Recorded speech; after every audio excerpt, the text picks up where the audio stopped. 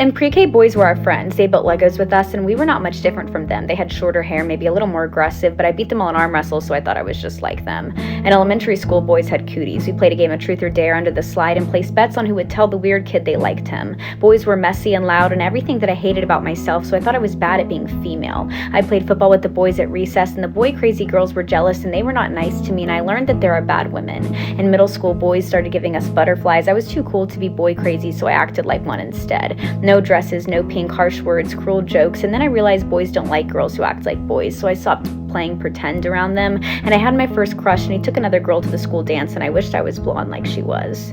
In high school, boys started becoming our boyfriends. I lost my baby fat and learned how to wear makeup, and boys started liking me, and I fed off that attention, and I couldn't beat any of them in arm wrestle anymore, and I began to get nervous walking around at night alone. And I learned that girls talk about boys twice as much as boys talk about girls, but we talk about the way they smile in their cologne, and they talk about us in a way that's twice as gross, about how much I lost my baby fat in all the right places, and I learned that there are bad men, and I wanted to fix them, and I learned how to get their attention, but no matter how I decorated this body of mine, it was all that they wanted every single time.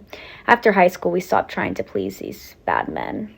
In college, boys started becoming our friends again, and we ponder why we ever lost trust in men until you meet one at the bar and they put something in your drink and you can't think, and you repay him for the rounds he bought by giving him your clothes, and you don't want to, but you do anyways. And in the morning, you don't remember what happened, and you decided you hate men again, and as you walk home, you see girls pointing and laughing at you, and you decide you hate women.